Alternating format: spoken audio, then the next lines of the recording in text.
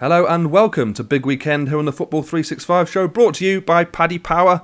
I'm your host Mark Smith. I'm here as ever with Sarah Winterburn. We've got a lot to get through today. Finally, the international break. It feels like about the international month-long break, but actually only a week or two.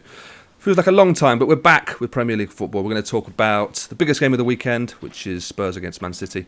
We'll be talking again about Liverpool's defence. They cannot catch a break at the moment. And we'll probably be talking about Bielsa versus Arteta. If you enjoy the show, don't forget to like and subscribe and press the little notification bell so you never miss a show ever again going forward. This is Big Weekend, brought to you by Paddy Power. Right, Sarah, let's start with the biggest game of the weekend. It is Spurs and Jose versus Man City and Pep. What do you make of this one? First of all, utterly giddy that it's back. I know. It does feel like about 3 years since we last saw Premier League football. I don't know anybody that like claps their hands and whoops and cheers when there's an international break. I don't think even Gareth Southgate gets excited it's international break because he knows he's going to be dead busy, which is rubbish, and also he's going to get a load of flack. I think even he thinks, from us. God, no Premier League football, rubbish. Anyway, we're back. Yeah. We're back with Spurs City. This is exciting because you look at the table and Tottenham look like they've had a much better start of the season than City, and points wise they definitely have. Then you look who Spurs have played. They've probably had the weakest set of opposition of any of those teams in the Premier League. In fact, they do. I've looked at the numbers this morning. They've had quite a simple start to the season, and yet they've made it look quite difficult as well in the last few weeks. Really narrow wins against West Brom, Burnley. I think Brighton were the other one since that win over Man United, who can't be counted as one of the big teams, I'm afraid, this season. So this is the test, really, isn't it? This is a test of does this Spurs team have title credentials? Does this Spurs team even have Champions League credentials? We're going to see them, aren't we, against City? And City, like we've said before, not quite great, not quite there, but there were signs of it against Liverpool, weren't they? They got battered the first 20 minutes or so, and then they worked the game out, and they weren't brilliant, but they were good enough. And if you're good enough to get a point against Liverpool, you're probably going to fancy them to get at least a point against Spurs. Yes, I also would say that those results you mentioned there for Spurs, the Burnley and those games, the 1-0s, they're actually the games that in previous seasons they haven't been grinding out for 3 points. So maybe that's a really positive thing. I don't know, but it is a game I'm really looking forward to. I'm going to go for both teams to score in this one as part of a 4-way accumulator. I imagine that there's so much quality attacking talent on display. I can't see anything other than both teams scoring. Can you quickly? Yeah, I mean, and the two crucial words here, Eric and Dyer. That'll do it. Right, let's move on then. We'll talk about Man Utd versus West Brom at home. Now, the pendulum of public opinion swings wildly for Man Utd, and especially on this show, actually. 1 week they're brilliant, the next week they're awful. They need to find some sort of balance, don't they? And at home to West Brom, this is a game in previous seasons where they've sort of come unstuck a little bit and either thrown away points or just not been able to beat that low block. How do you see this one going? I think they'll be fine. I don't think West Brom are good enough to sort of tackle that. To be honest, they're not. They have got a low block, but they haven't got a very good low block, which is quite. It's not like if Man United were playing a Crystal Palace or something at home and under a wily manager who kind of knows how to pull out those results. I'd worry for Man United because, like you said, they do struggle to break down those really defensive teams. West Brom are no good, and I don't think Man United should have any trouble at all, and that's exactly what they need, isn't it? An absolutely trouble-free couple of weeks where they just get the results and nobody that's talks not about them anymore. What are you talking about? Have you seen them in the last couple of seasons? The last 7 seasons? It's not going to be plain sailing at any point. Now, they've also got, and we'll talk about injuries a bit later on, but Luke Shaw is out. Alex Telles, who's their new left-back, has been tested positive for COVID, and then positive again for COVID, and that was ruled to a negative. We don't know what's happening with them. Have they got a left-back that can play? I mean, they've got Brandon Williams, haven't they? Who there was a point last season where everyone was talking about Brandon Williams being better than Luke Shaw. So, there was a point where he looked like he might leave on loan. He didn't. They're probably quite glad he didn't now. But it's not like they've got a dearth of left-backs. They've probably got, if Wan-Bissaka was out, they've probably got a bigger right-back problem than they do have a left-back problem at the moment. I think they'll be fine. That's not a fixture that should bother them. And maybe this is going to come back and bite me on the arse, but, I get told so many times I'm incredibly negative about Man United. Do you know what? Whoop whoop, I'm being positive. They're going to batter West Brom. That is going to come back and get you. Let's move on. Richarlison has been missing for 3 games for Everton, and their form has nosedived in that time. Now, it's not all because of him, we know that, but he's back this weekend. Everton away at Fulham. I fancy Richarlison as part of my accumulator here to score any time. I fancy Everton to bounce back from a couple of not great results. Are Fulham worse than West Brom? Are Everton any good, Sarah? Answer to your first question, no. Not worse, probably much for muchness. I think they'll both be relegated. I don't see anything that's persuaded me otherwise on that. And I do think Everton are going to enjoy this one. I really do. I think Richarlison being back is absolutely massive.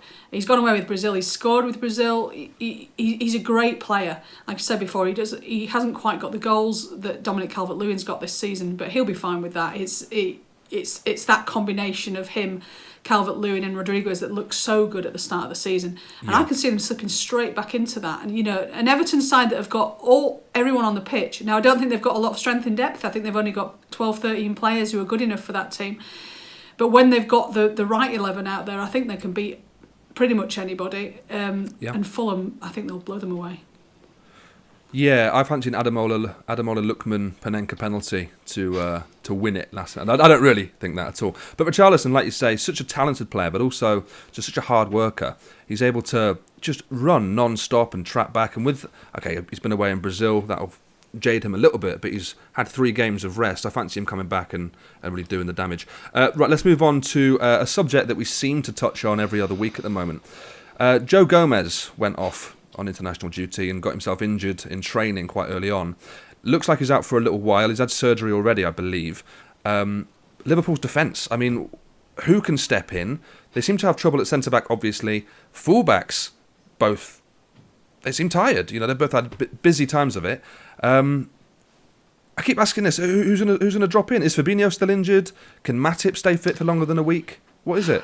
It's a big call on Matip, isn't it? Matip has to produce sort of 6 months of football now, and he hasn't done that in a very long time. Massive pressure on him. I think once Fabinho comes back, he may well be back this weekend. I think he could quite happily play there for the next 6 months.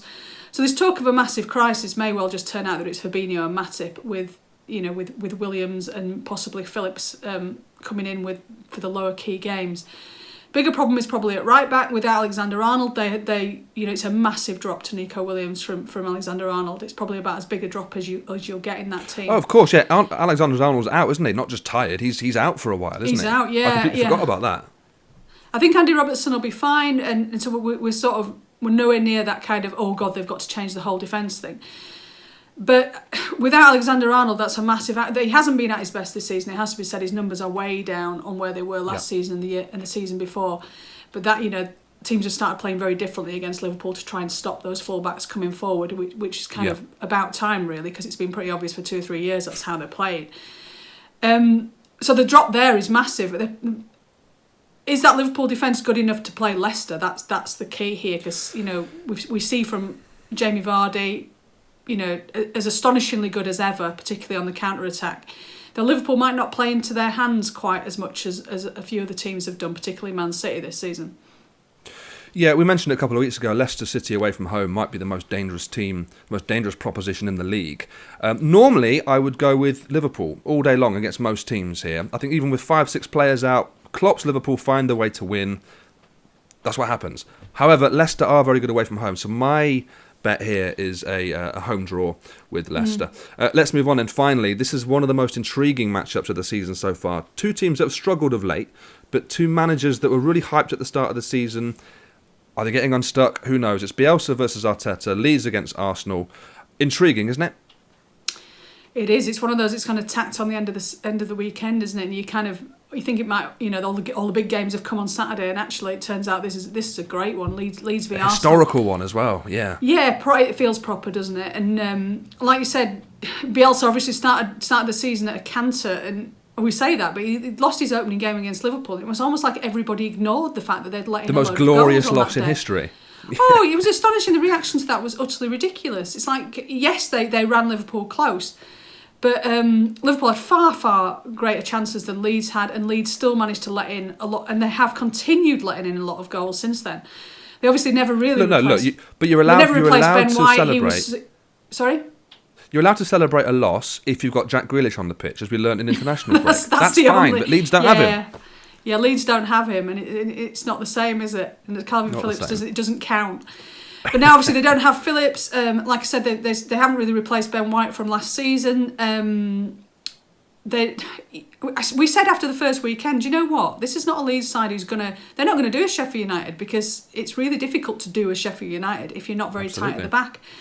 And I still believe they're going to end the season in the bottom half of the table, which will look like a little bit of a disappointment, I think, considering the sort of pre-season excitement about this.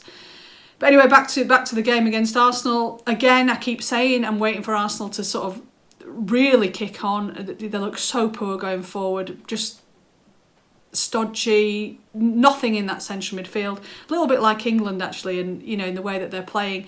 In terms of the formation, and also that massive gap between the forwards and the midfield. And as we see with England and with Arsenal, it doesn't lend itself to a sort of free-flowing game. No, the balance isn't quite right yet. They haven't managed to unlock Aubameyang at all, really, this season. With that in mind, I'm going to go for a Leeds win here as part of my four-way accumulator. By the way, my four-way accumulator, the odds for that are coming up now on your screen. If you miss out by one, i.e. you get 3 of the 4 right of the ones I've picked there, you will get your money back by way of a free bet from Paddy Power. Sarah, that's all we've got time for this week. Thank you for joining me. Thank you guys at home for joining as well. This has been Big Weekend, brought to you by Paddy Power. If you want to get in touch with the show, you can email us. It's the editor at football365.com. Until next week, goodbye.